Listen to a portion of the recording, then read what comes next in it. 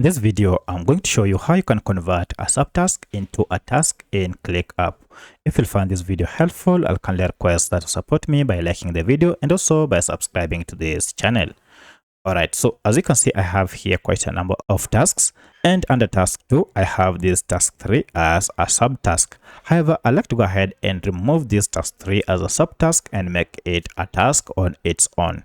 To do that, it is quite simple. Just hover over that subtask here and then click on this box. Once you check on this box, you'll have another bar here, and we have an option to convert to task.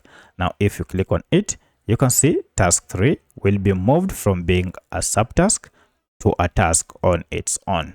So that's how you can convert a subtask into a task. You can also go ahead and move it to a level that you wish.